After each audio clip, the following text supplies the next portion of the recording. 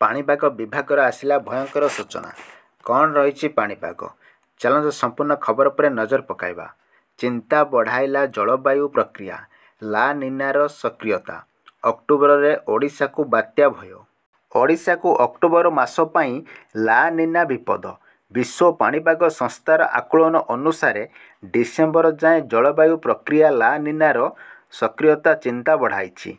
पूर्वर ला निना प्रभाव में अक्टोबर मासरे अनेक बात्या होइथिबा नजर रही। चलित वर्ष मध्य ला निना प्रभाव रहीपारे। प्रशांत महासागर रे जलवायु प्रक्रिया ला निना परिस्थिति संगठित हेले ताहा बंगोपसागर रे सामुद्रिक झड़ बा बात्यार तीव्रता को वृद्धि करिबारे अनेकांशरे सहाय्य करिथाए। तेबे अक्टोबर मासरे ओडिशा को रही थाए बात्या भय। अक्टोबर रे महाबात्या व्यतीत अनेक बात्या को सामना करिसेंती ओडिशावासी। अक्टोबर रे बात्या भय। अक्टोबर रे ओडिशा को बात्या भय। 1999 अक्टोबर 29 रे आसीथिला महाबात्या। ओडिशा रे तांडव रचिथिला महाबात्या।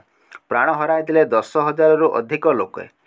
2013 अक्टोबर 12 रे ओडिशा छुईथिला बात्या फाइलिन। दक्षिण ओडिशा रे होइथिला व्यापक क्षयक्षति।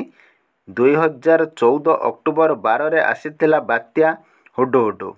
उपकूल ओडिशा रे तांडव रचिथिला। 2018 अक्टोबर 10 रे आसीथिला बात्या तितिल। लक्ष लक्ष लोक प्रभावित होइथिले। 2024 अक्टोबर 23 रे आसीथिला बात्या दाना। भद्रक और केन्द्रापड़ा मझिरे छुईथिला स्थलभाग।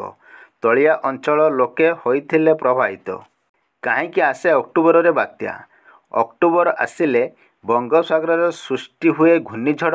दक्षिण और पश्चिम मौसुमी वायु लेउटाणी समय अक्टोबर सेतेबेले समुद्र उपरे भागरे तापमात्रा अधिक थाए।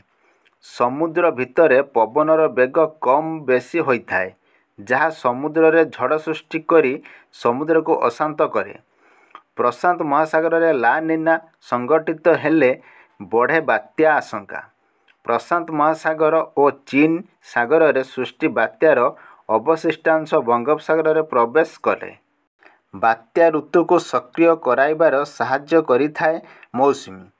अक्टोबर रु डिसेम्बर मध्य शक्तिशाली होइथाए बात्या।